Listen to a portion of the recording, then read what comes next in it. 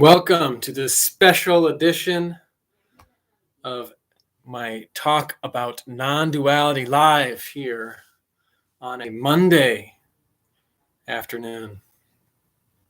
This is an additional live talk that I decided to do today.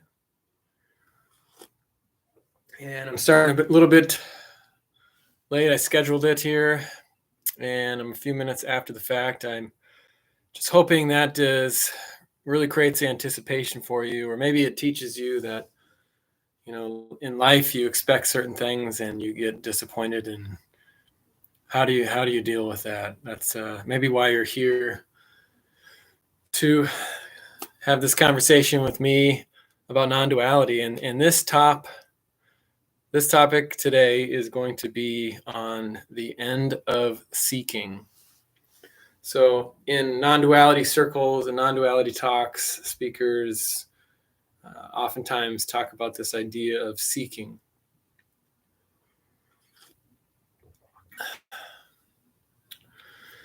So that's what we're going to discuss. If you are joining here live today, feel free. This is where the chat is for me. So that's when I look over there. That's I'm looking at the chat.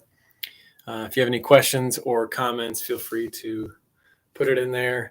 And before we get any further, I just want to say, sometimes I think these live talks are beneficial in certain ways, as far as being something that you find value in.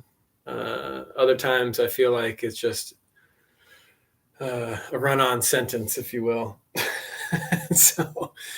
So if you've come to this live talk and you're new and this is the first thing that YouTube put in front of you, I have some other packaged videos on my channel that I've done that maybe explain what I'm saying a little bit more succinctly. So feel free to check those out. You probably maybe come to my channel from the best method to achieve non-duality. That's my most popular video.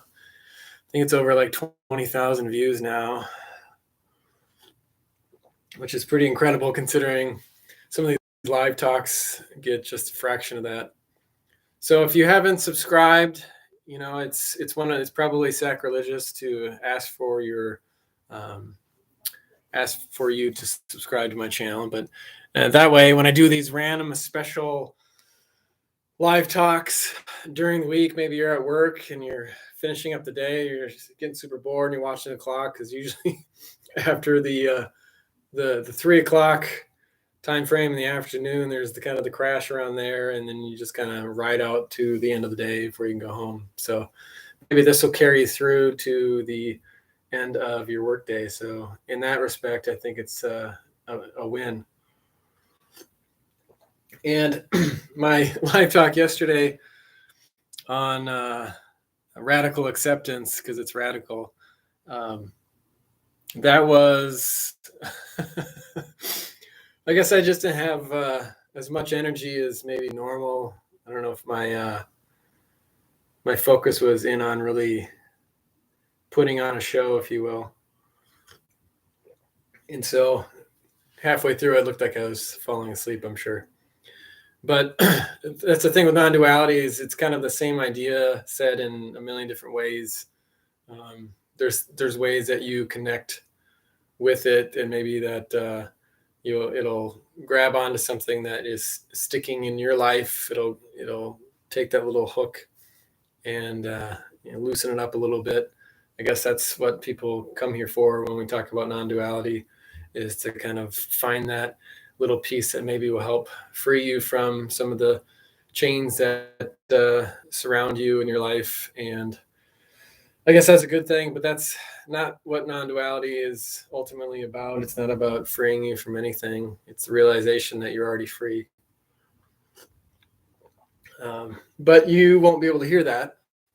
And that's why I'm not really talking to you as a person in terms of that, because you will take non-duality and make it a belief or a thought process or something that you now have an epiphany and you understand.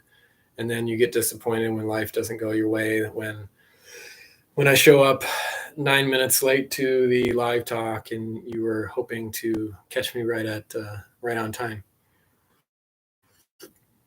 All right, so we have a comment already. Christian Martinez says, have you ever gotten into the law of one? Oh man, law of one. I guess my initial sense on that, I'm not a spring chicken, but I'm not super old. And so I've read a lot of stuff in the past. I guess off the top of my head, I'm not familiar with the law of one. So if you want to kind of type a little description, or maybe I can look it up, but feel free to do that.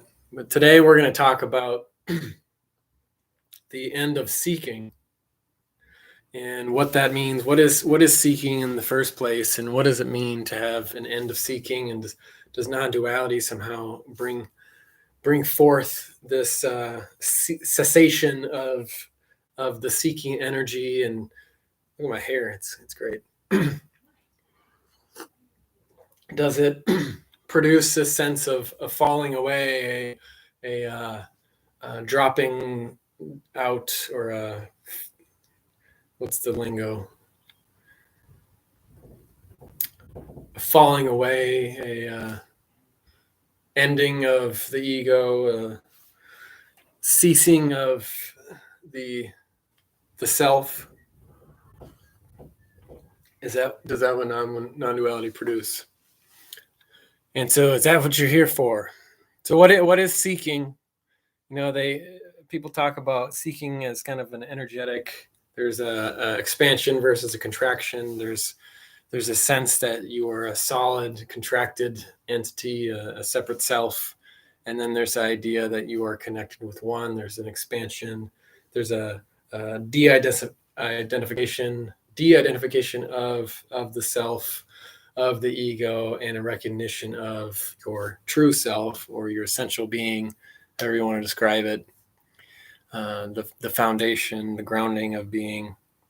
And so that's my favorite transition, by the way. So if it's 5 o'clock somewhere and you're drinking beer, every time I say, and so take a sip. That's the game. So seeking, from an energetic standpoint, it's kind of feeling drawn towards something. It's this sense of attachment, wanting, desire, however you want to describe it. And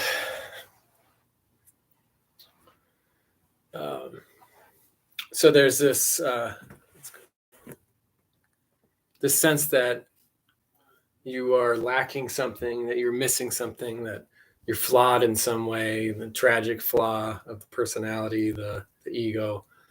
And there's this sense that you need to find the one that will complete you in a relationship sense, or find your true self, or peel back the onion so you can be your essential self and all that. And that's all well and good from a personal development standpoint, but there's this kind of this energy behind it as far as desire, needing, wanting, however you want to describe that. So you probably know what seeking, what that sense like in your body. Maybe it feels like a pull in your third chakra area, or your solar plexus, where you have to do something. You should do something. If you don't do it, then behind that is anxiety. So there's this nagging sensation, or maybe it's your thoughts are attached and constantly running to try to achieve that understanding, or try to seek out what you are trying to find. And so there's an attachment to the mind and the thought process. Obviously, there's the relationship, intimate thing that people find themselves drawn to, and maybe get into situations that they would otherwise want to avoid. And so there's a sense of being drawn to something because you feel incomplete, essentially. And it's kind of how I would maybe describe it.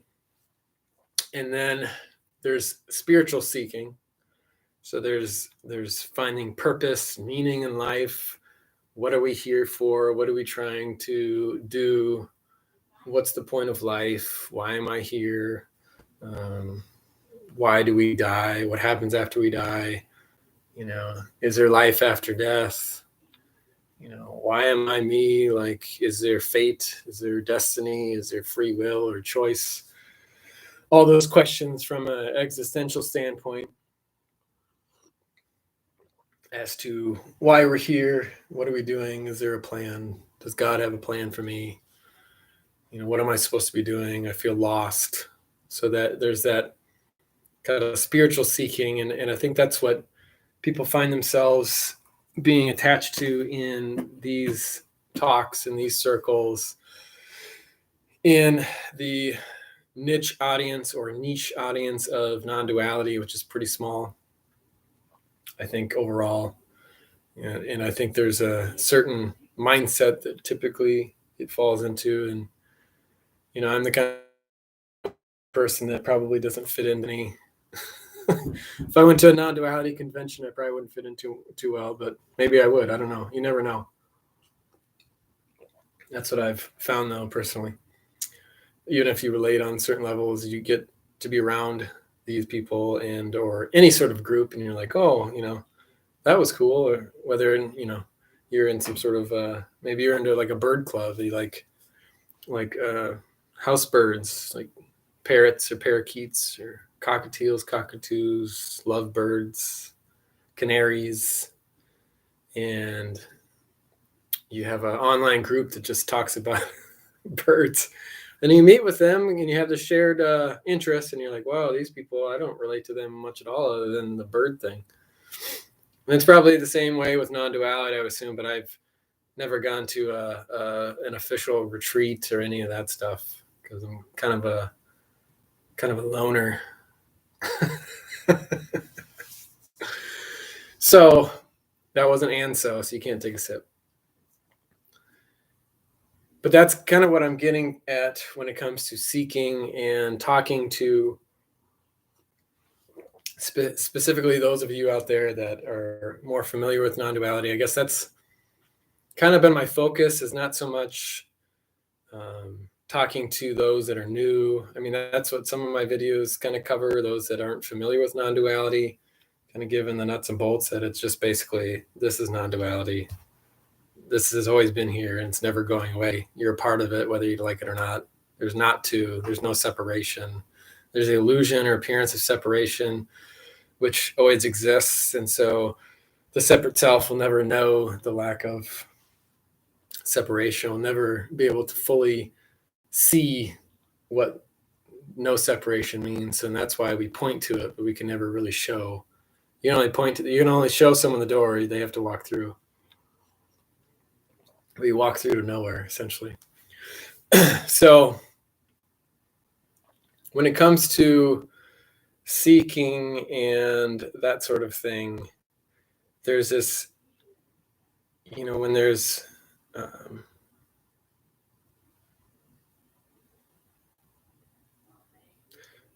this idea that, okay, so let me start over.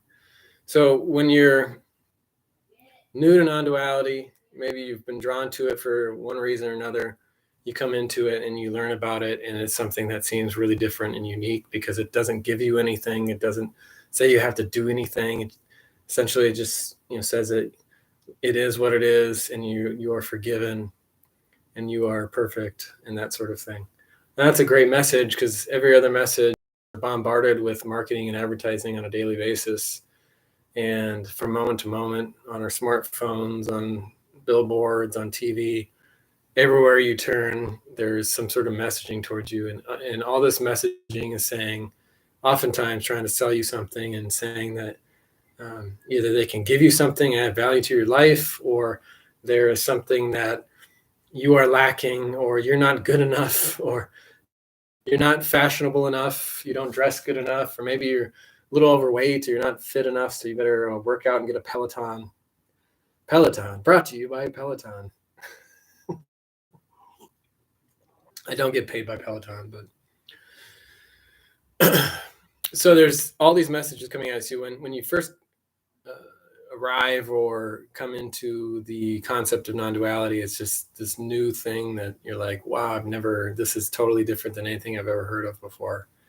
And it's the opposite of everything we're told, essentially. And so that in itself can shake you out of your slumber and kind of open your eyes to reality, essentially.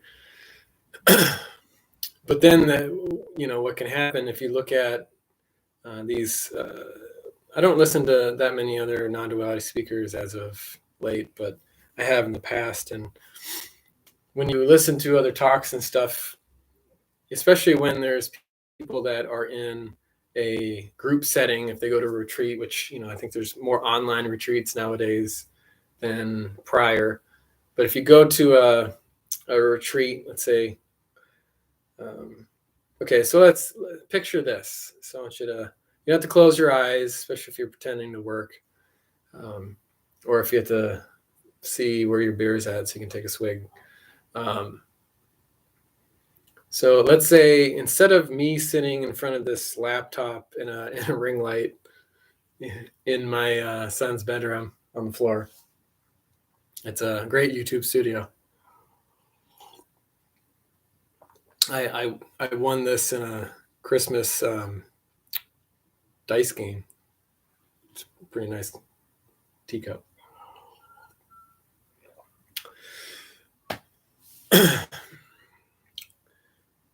Okay, so picture this. So instead of me talking to a little dot on a laptop and being transmitted to you over there, wherever you happen to be, which I'd be curious, I guess I won't tell you where I'm at, so it's not really, wouldn't be really fair to ask where you're from, but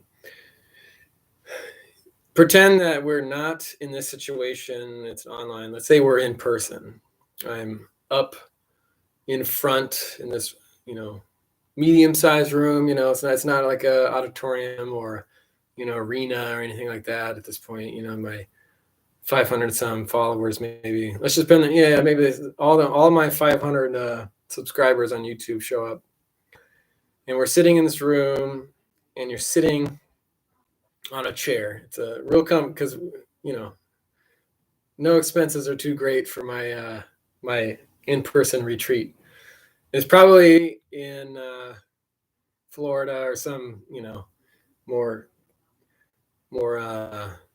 like a beach getaway type of a location, and we're sitting around in this room, and obviously I'm in front, and I'm probably on like a large table or something. I'm probably sitting on the table sort of like this or cross-legged or something, just to seem like I'm like more relaxed, and I'm probably wearing pajama pants just to seem like I'm not trying too hard.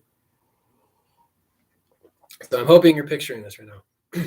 You're sitting, you got a front row ticket, you paid extra. I don't know how much the tickets were, but you paid more because you wanted to maybe get sweat on if I got worked up, and maybe the air conditioning in the room's not working. You're sitting in this comfy chair, and thanks for paying for my weekend retreat. I appreciate that, or at least part of it. You paid for part of my plane ticket and stuff out to this gorgeous location, and probably I'm more of a margarita. I like margaritas. What do you call them? A Mexican mule, which is like a Moscow mule, but it's got tequila instead of vodka. It's very good. So thanks for maybe part of your ticket went to a couple of those for the weekend. But you're sitting in this chair, and you're elbow to elbow because it's kind of standing room only. The people that got in late because they waited to the last minute to sign up, they're in the back having to stand, but they didn't really show up because there is no persons, so they don't mind standing, especially the lady that's eight and a half months pregnant. She doesn't mind it because there's no two people, there's nothing. So we're sitting in this room, and you're on this comfy chair, and it's one of those, it probably has like armrests too, padded armrests. and you're elbow to elbow with other people. You're looking around the room and you see all these smiling faces, or these people that are maybe kind of stern face, looking with anticipation, waiting for me to open my mouth and to have all this truth be released onto the crowd. And you're just waiting with anticipation. And in that situation, so let me back up a second.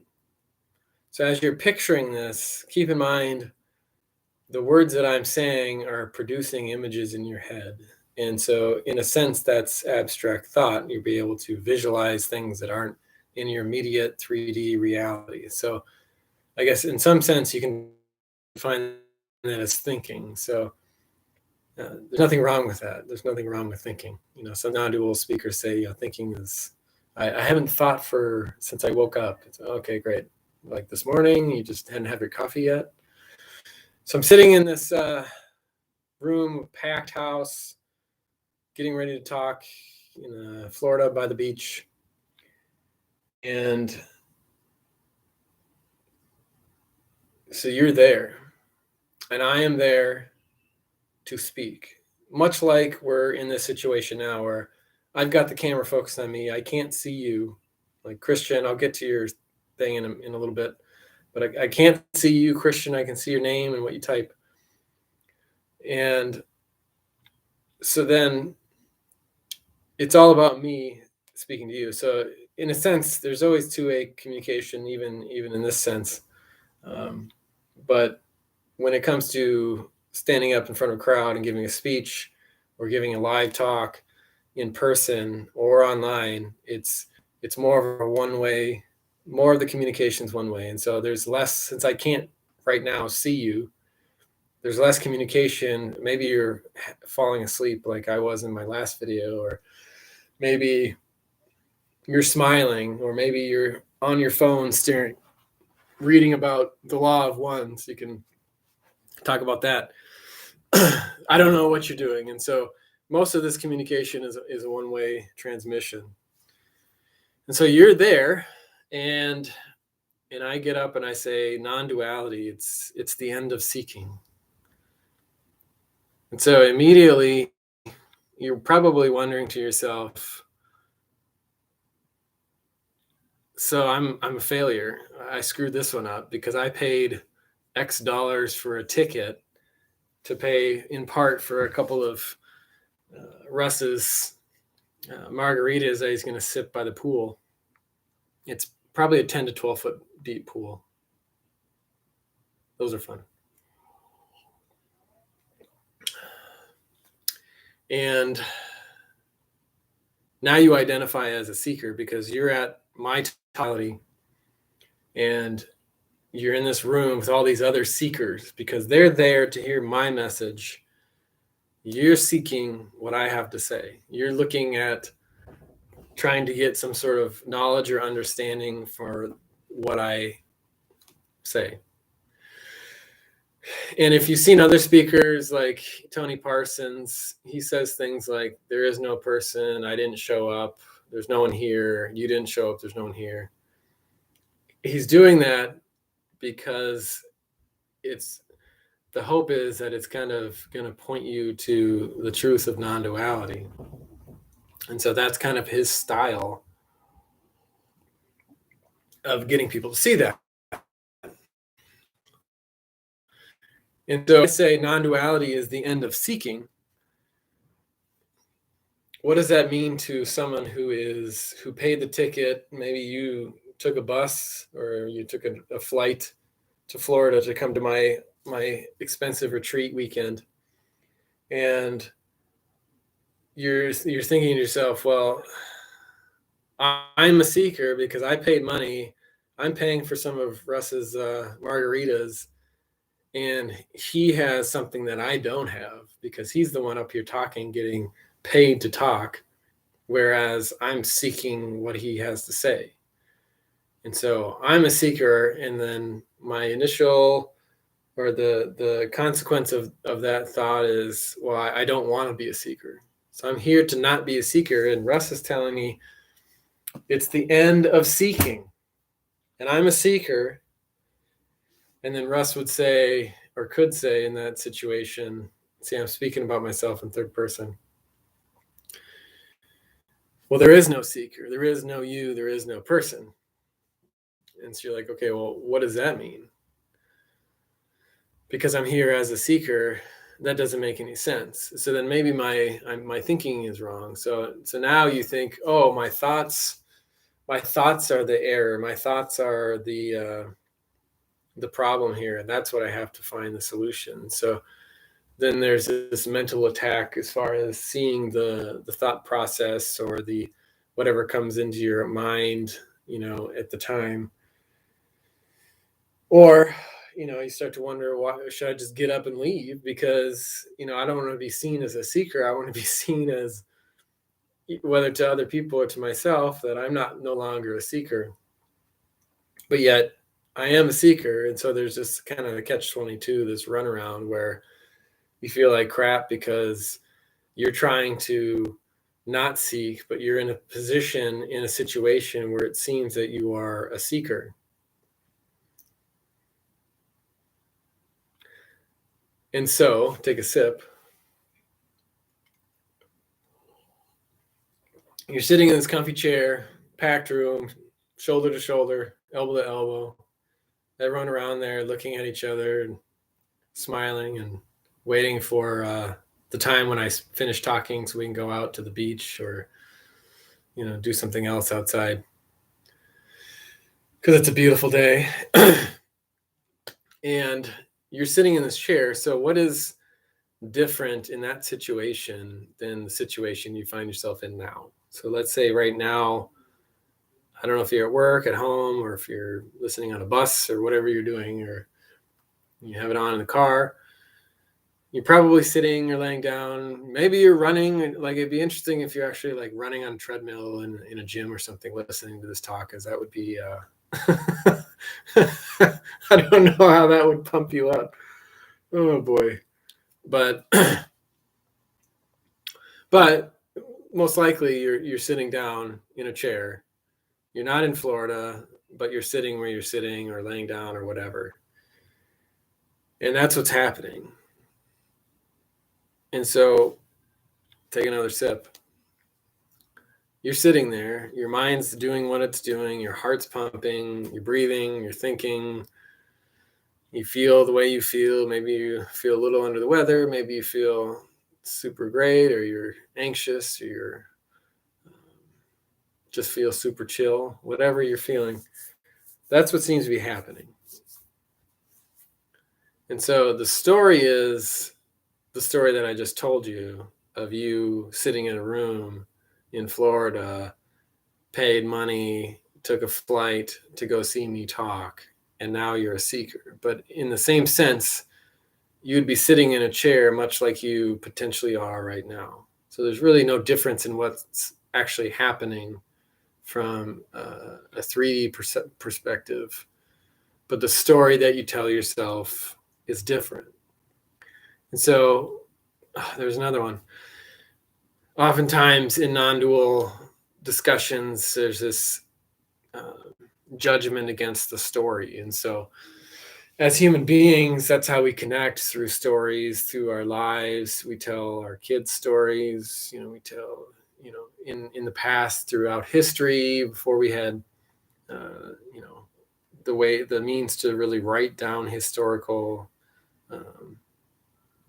events and things like that. We told stories through myths, through language, through everything else. And that's how we kind of communicated truth or history or culture, society, that sort of thing. And so there's another one. Telling stories is how we relate as humans, but in non-dual talks or circles, the story becomes the bad guy. The story becomes something you try to avoid. So then if I tell a story about my life, about what happened to me today, then I'm just reinforcing this idea of a self, of an ego, of who I am. And that's the false self. That's the unreality. And so I can't talk about a story. I can't talk about myself. I have to talk about myself in the third person. that sort of thing. There is no one here, you're not watching this, there is no one watching this, I didn't show up to this talk, that kind of language gets used because it's kind of going along the lines of stories can be something that people attach to and create meaning, because that's what stories ultimately are, is a way as human beings that we try to create meaning with one another and with ourselves. And so there's another one. I think we're up to like 17 now. So we tell each other stories, and we tell ourselves stories about life and interpretations about reality and what we see, and that's how we create meaning. And that's what our mind does. That's what abstract thinking does. That's what we do. We create stories. And so we maybe I should get some more tea. Hold that thought. Okay, I'm almost done with my seeking thing, and then I'll get to your philosophy here, Christian. So just hold tight.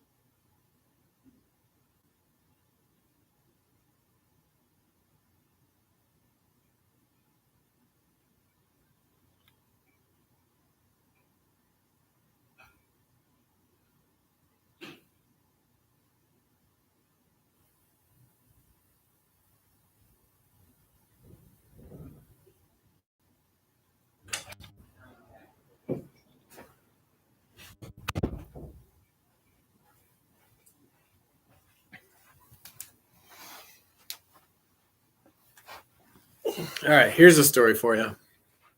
Before I started this live talk, part of the reason why I'm a little late coming on is I made these delicious pecans. This should be my cover shot here for this video. Is it appropriate to eat on a live talk, or is that rude? No, I put a little maple syrup on there, make them sweet. Don't need any more, but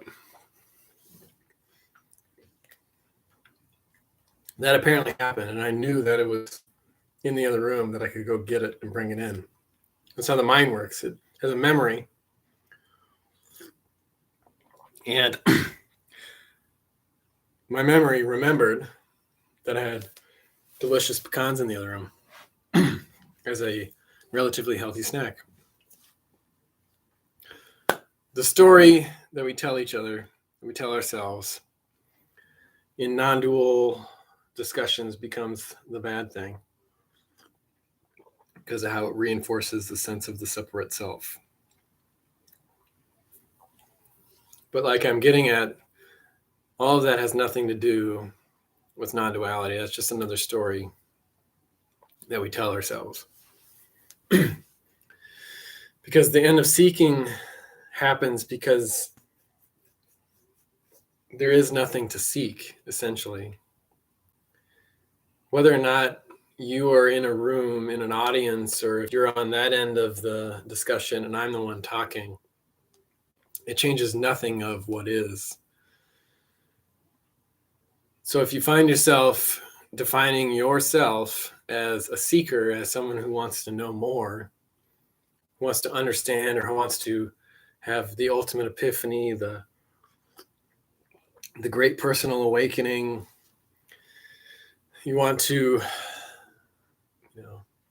end the suffering, you want to have yourself drop away, and now there's this essential true self that is shown in the things that you habitually do, your personality and everything that seems to happen is just an appearance, and you disidentify with it.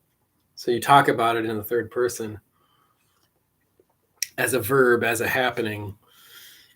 In a sense, that's because, as Paul Hederman talks about, we are verbing.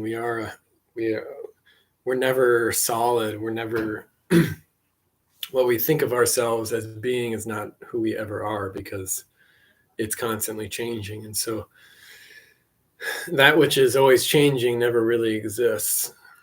And so the absolute is always ever present. And so whether or not you bought the ticket and you're sitting in this room of other, people that you would define as being a seeker, because I'm the one who has found in that discussion, which I don't think non-dual speakers say that, but sometimes that's the assumption of the ones in the room looking up to the guru,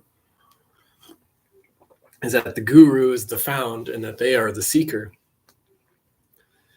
But if you're in that room, you bought the ticket, enjoy the fact that you were there and that you were trying to learn about non-duality, because that's what's happening. It's the radical, it's not the regular acceptance, it's a radical acceptance that you can't avoid. Love the fact that you were there. Love the fact that you bought a couple margaritas for me through your ticket that you purchased. Love the fact that it's sun shining outside. Now you're going to go sit by the beach and relax. And that's maybe get a massage later, that sort of thing, and enjoy your little weekend getaway to recharge your batteries and your group meditation sessions and yoga and whatever else that, we can get you to pay for in my my fictional non-dual retreat. Love it, because that's what's happening. And you defining yourself as a seeker means nothing when it comes to non-duality, because it doesn't change anything about reality. None of it does. And so if what seems to happen is dysfunction, if your mind's going crazy, or if you're eating a pecan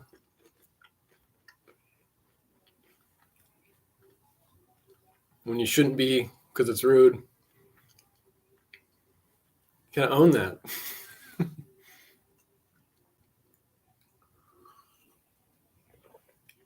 So feel free to be a seeker if that's what's happening. If you want to define it that way, or if you don't want to define it that way, that doesn't make it necessarily ultimately true. But that's what happens, because we create meaning. And it's not the message of do as thou wilt, as far as do whatever you want and there's no repercussions, because that's just another story. That's just a way to avoid being a human and morals and ethics and what it means to be a good person, because we still have that still exists. But the message of non-duality is essentially like kind of a face or an aspect of God, if you will. It's not God. It's not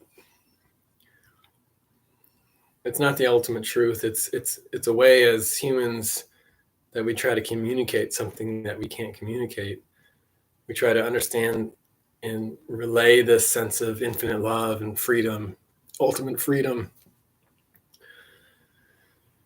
ultimate forgiveness of our sins, even if we don't deserve it. Grace, if you will, the grace of God. It's kind of a way to express that. And in a lot of ways, it's used in a left brain conceptual way, based on whatever background and biases that we have. Because we say the same things in the Christian faith in different ways. Like I read Ecclesiastes 1 yesterday, talked about meaninglessness, and Jesus talks a lot about non-dual type ideas.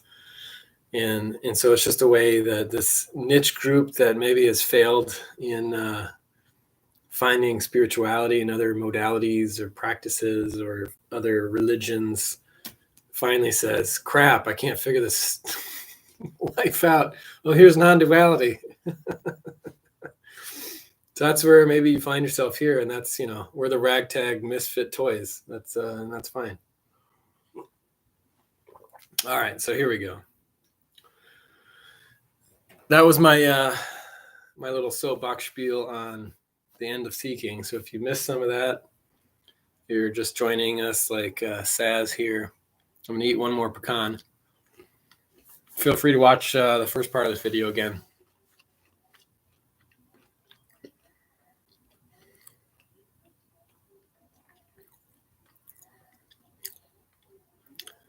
I hear you, Saz. Saz says, can you explain non-duality logically, yes or no? Can you explain non-duality through reason or not? Through reason or not?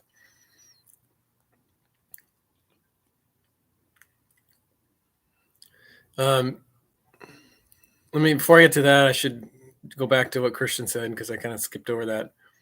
So just hold on a second.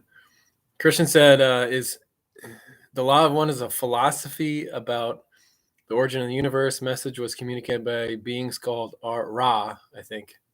Ra, like Egypt Ra. Interesting channel work. Kind of like the Palladians and stuff like that. Philosophy about the origin of the universe. The law of one. I guess I don't know specifically on that. I guess from me as individually, personally, I like stuff like that. I don't know how much weight I carry on some of it. Usually, kind of my discernment is, I like information. I like other ideas, new ideas. It's probably why I've stumbled into the rabbit hole of non-duality.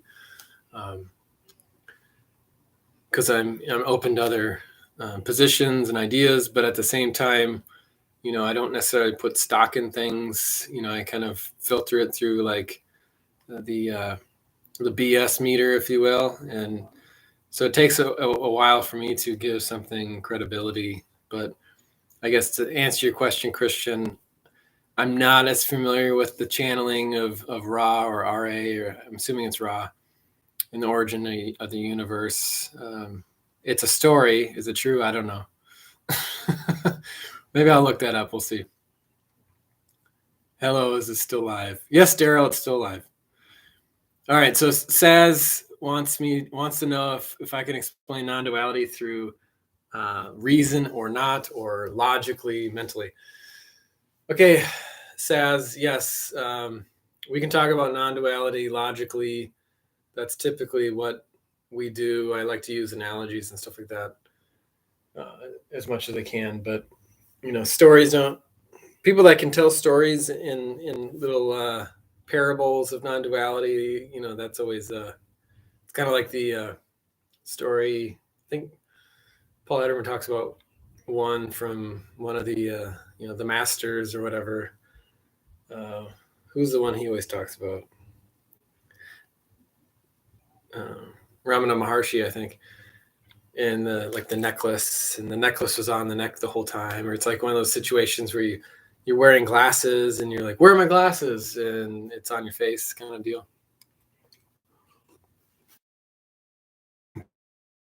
But as far as that's what this thing is goal question in a way. You got science and non-duality. Oh, hold on.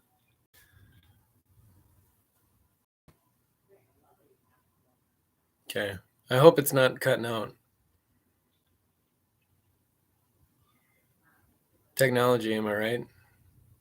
Okay, I just said the connection was a little unstable, and so it seems like it's good now. So I'll just keep talking. So talking about non-duality logically, that's what typically what I found in these discussions, especially when there's chats, it's people trying to understand it mentally or logically, or with the mind, with the thought process, with reasoning. That's how we try to come at this topic, especially when we're discussing it. It's not like we're doing a yoga pose and trying to understand non-duality. We're talking about it through ideas, through words, through language. And so that's where we typically find ourselves. So a lot of the questions I get are very mental, are very trying to find it through the mind, through logic, and that's the approach. And so you can't really understand non-duality logically, because it's like on a graph where you have the line that never touches zero. It just goes on infinitely in like a parabola or whatever. The line never touches zero. It gets so close, but it just never does. That's kind of like our thought processes, where we try to understand it logically, we try to explain it, and then we get to the point where we're like, oh, I think I get it, I have it all laid out, it makes sense, and then stuff happens in life or you work. So now I don't get it. Maybe I just can't figure it out, or maybe I need to watch another Russ Rat video. So logically it can help from a communication standpoint, but there's nothing to really understand about it other than pointing to how the mind works and how logic works, and how we use the mind and logic to try to create a story, to create protection, to comfort ourselves, essentially. And because it's scary to have the non-mind, it's scary to have an illogical or non-logical world or non-logical situation that we can't understand. So we always want to understand it. But non-duality, logically, it means not two. And so when you see or understand things that are two, it means that you're seeing things from a separate perspective. And I guess in that sense, it's pointed to question that attachment to that idea and to really explore what that means. But from a separate self, we're always in this, body-mind system, and so you can't really get out of it. So there's really no way for the body-mind of the human being to really see. And that's where you get into, spiritual ideas like, what's the sound of one hand clapping, that kind of a thing, because it gets you to get out of the mind that you're typically habitually attached to. All right. So Saz, I like your response, brother. Saz is working now. Okay, good. Christian says, in my view, it'll only resonate in the heart, not logically. So if you do have interest in it, watch it with an open space. And Saz says, I get you. Thanks. Yeah, appreciate it. So Christian, yeah, and that's where I think, like, how do we connect with this message of non-duality? How do we, in a sense, it's kind of pointing to the things that we need to work on, or our hangups, our attachments. And so it's like the one hand clapping idea. It's one way that a concept that really can kind of shake the foundations of where we're kind of cathected, if you will. And we try to bring about a catharsis of awakening or release. And so we're contracted into this separate self mentality. And so approaching something with the heart, that's where I think look at the chakra system and the energy centers and stuff like that. There's ways that it's not just the mind, that, the mind isn't separate from feelings and instincts in the body and things like that. And so a lot of that is driven from the subconscious and things that we're feeling or sensing that we have no control over mentally. And so coming at something through the heart, maybe that is the best approach to some of this, because oftentimes that's the habit, is to come to this from a mental standpoint. And that's where it reinforces that mental standpoint. It reinforces that idea of I am, or I think, therefore I am. And that's where people get lost in the mouse on the wheel, going round and round in circles, never really finding it and getting frustrated. And maybe that's helps, I guess, sometimes, where you get so frustrated that you realize that you will always fail, and then you give up and you just relax a little. Or travel light, as Paul Hederman would say. Okay, so any other comments or questions? I'm gonna eat some pecans while I wait for your response. All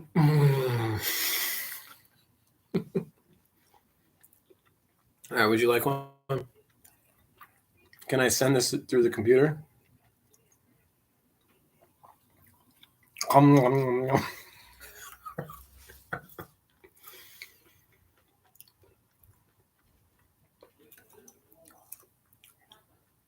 Is anyone watching this at work?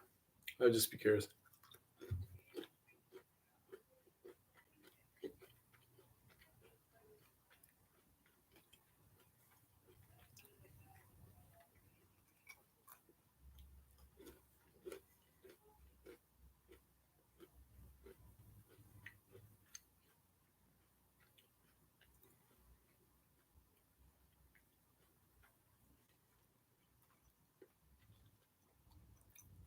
So what seems to be happening?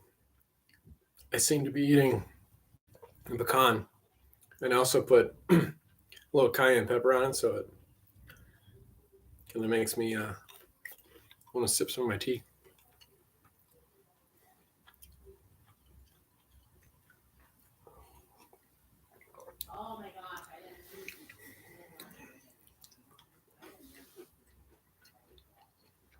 Maybe that's my ultimate goal of this channel. Not so much to help people or anything like that, or do good on the earth, or to help free minds or any of that. Maybe it's to get a free trip to Florida, all expenses paid weekend, with yoga, meditation,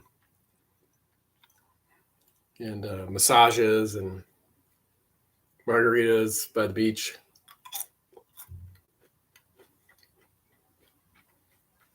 You get to sit in front of a room,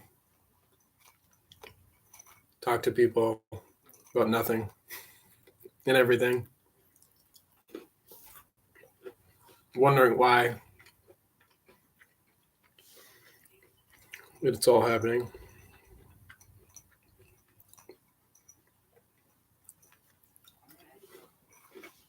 Mm-hmm.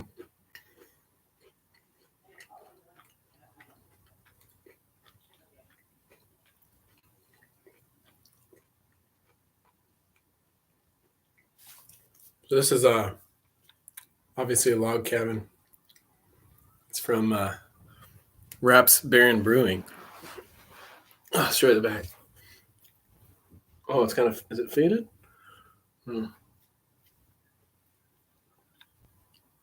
Raps Baron Brewing. It's a brewery. I've been there. It's good. And we share the same last name.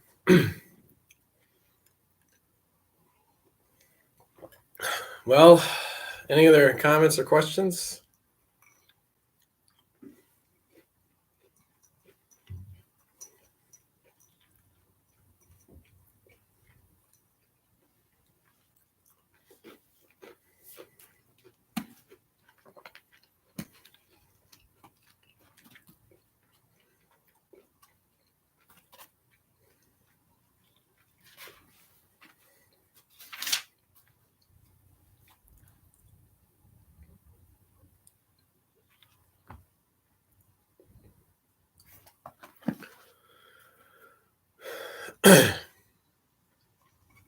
Christian says, I can suggest a YouTuber for two, or oh no, sorry. I can suggest a YouTuber or two for you that elaborates on the raw material.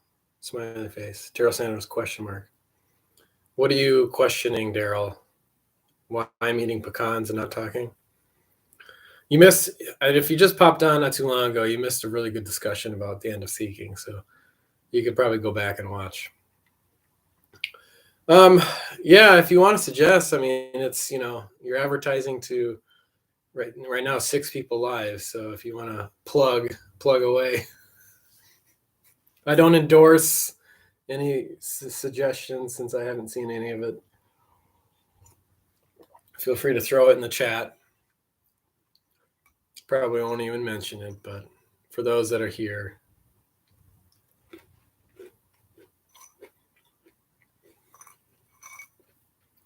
I typically only like to plug things that I've watched.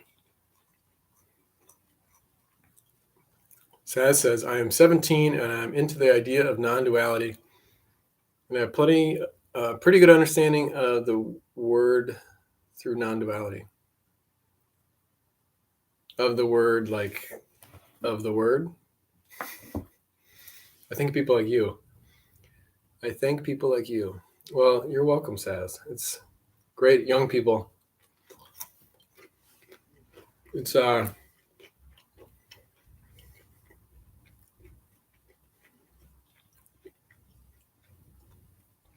let's see. What's his name? I should remember.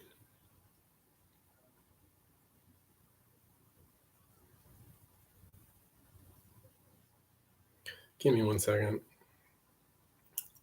I'm just dropping the ball on this guy's name.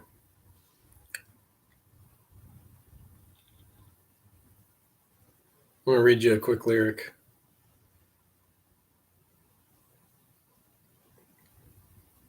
Come on now. Oh, John Mayer. I didn't even pull it up yet, and it just popped into my head. That's how it works.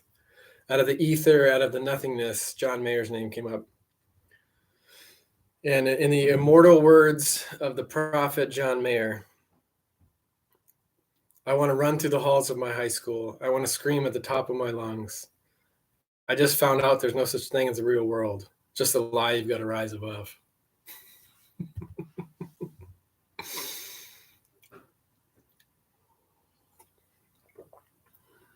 I got a pretty good understanding of the world through non-duality. Glauberpada. No. John Mayer.